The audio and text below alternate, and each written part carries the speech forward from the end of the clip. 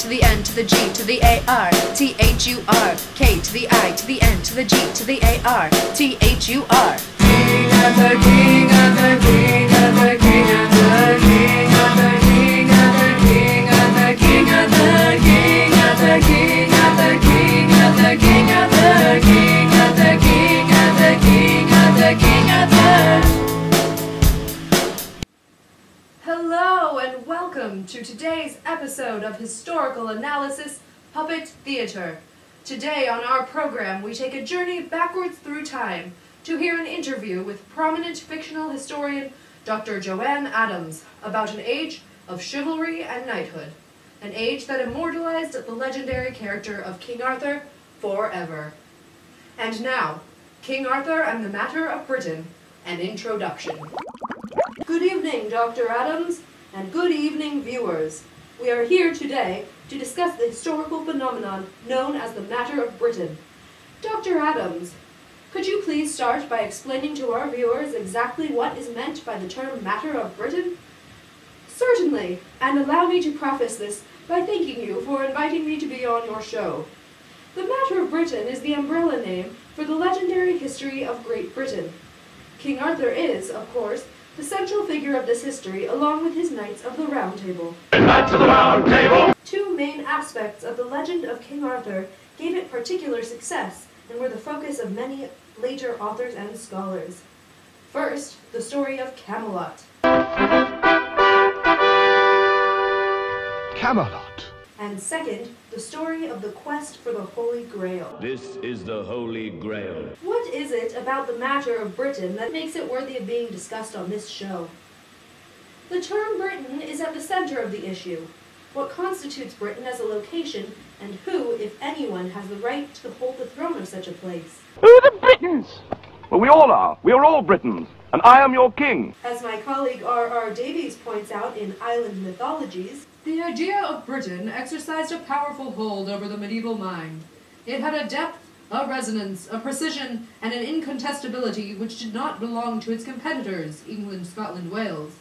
Britain had long constituted a separate, definable world on its own. Early medieval writers were very much at home with the concept of Britain. It was the natural geographical framework for their histories. Does Davies write anything else about what the term Britain meant during the Middle Ages? Oh yes, Davies discusses the idea that a single Britain was more than a convenient and historically redolent term. It was also a political aspiration, not to mention an ecclesiastical dream. Now, I've read some very interesting things about a gentleman known as Geoffrey of Monmouth and his volume, The History of the Kings of Britain. What can you tell us about this? Well, today's historians do not view Geoffrey's narratives as particularly historically accurate, and even some of his contemporaries regarded him as a bit of a scoundrel. But most of his contemporaries were completely taken with his stories, and this piece is an important work of medieval literature and one of the chief literary contributions to the Matter of Britain. How far did its influences extend? Well, while the piece may not be historically accurate in and of itself, it did influence the course of history and was incorporated into many other works, despite widespread criticism. But the history of the Kings of Britain was not only a literary success, it also posed a political challenge, and Davies conveniently outlines the four major challenges inherent in the piece. He also specifies that they all center upon the challenge inherent in the concept of Britain. Please enumerate these challenges. Well, first of all, there was King Arthur. As Davies states, King Arthur became the paradigm of what truly great kingship could be. Measured by his standards, his modern successors turned out to be wimps. He was referred to as once lord of the monarchy of the whole of Britain, and was, in fact, more of a threat dead than alive. The prospect of his return to reclaim his inheritance and to be crowned as king in London was tied into the prophecies of Merlin. Which brings us to the second challenge, the prophecies of Merlin. Arthur, Merlin, and the word Britain were an eminently dangerous combination. They were a deadly threat to English supremacy, since they predicated the return of Britain and the Britons to their former glory. The third challenge lies with the historian's conception of the political order. Geoffrey assumes through the piece that there was a single Britain ruled by a succession of single kings. He uses terms such as the island of one crown, the diadem of Britain, the kingship of the whole island. Davies does state, Geoffrey was too clever an artist to define closely what he meant in political terms by Britain. In particular, he was suitably ambiguous about Scotland.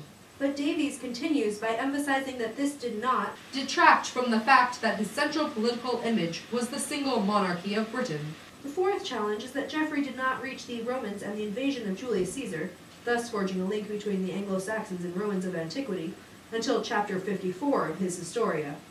While other writers began their pieces with this event, Geoffrey included over 1,000 years' worth of British history and kings before this, all the way back to Brutus, great-grandson of Aeneas and allegedly the first king of Britain. Modern historians can of course dismiss these notions as contrived, but Geoffrey's contemporaries could not. So what does all this mean for England and for the concept of Britain?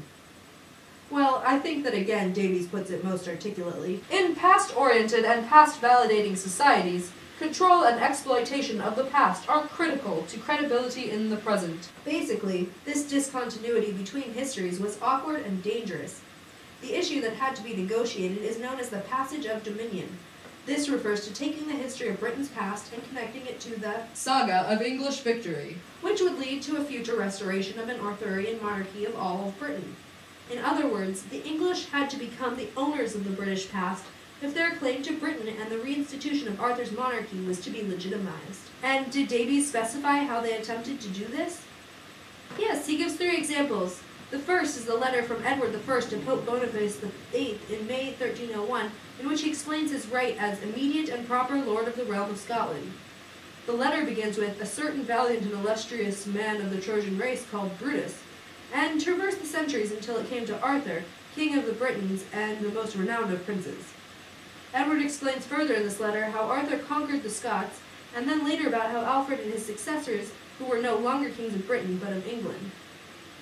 Finally, Edward compiled several English sources to prove once and for all that he was entitled to lordship over Scotland as Arthur was before him. Wow! What's the second example? A pictorial genealogical history of the kings of Britain/England, composed around the same time as Edward's letter, most likely at St. Mary's Abbey in York. It outlines the ancestry of Britain's monarchs in a web of medallions, as well as represents the kings of England and Scotland and their intermarriages throughout history. And the third example Davies provides?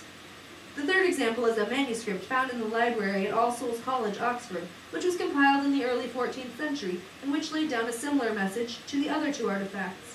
It included an unfinished copy of Geoffrey's Historia, a history of the English kings from Saxon times, a copy of Edward's letter to the Pope, notes on geographical dimensions and divisions of England, and a copy of the sections of Peter Langtoft's chronicle on Edward I's interactions with Scotland. The central idea to this volume is of a single Britain. However, Langtoft resentfully admits that the attempt to restore the Empire of Britain failed, due primarily to the existence of alternative mythologies, such as the Scotia story, that the English fell short of repressing. How very interesting! Was the problem ever solved? Well, Davies asserts that the final solution to what he calls the British problem was that everyone substituted the name Kingdom of the English for Kingdom of Britain. He emphasizes the idea of solving by eliminating. And Davies writes in conclusion, "The triumph of this English definition of self-identity marked in effect the abandonment of a British ideology, and with it the concept of a monarchy of the whole of Britain. When such ideas re-emerged in the 16th and 17th centuries and thereafter, it was on very different terms." Well, Dr. Adams, this has been quite an enlightening interview, but unfortunately we are out of time for today. Up next on Channel 17, Matt and Tori will apply the information discussed on our show today to Scotland's history and will converse about Scotland's reactions and responses to the legend of King Arthur. It's gonna be legendary. It's gonna be legendary. It's gonna be legendary. It's gonna be legendary. It's gonna be legend. Wait for it. And I hope you're not lactose intolerant because the second half of that word is dairy.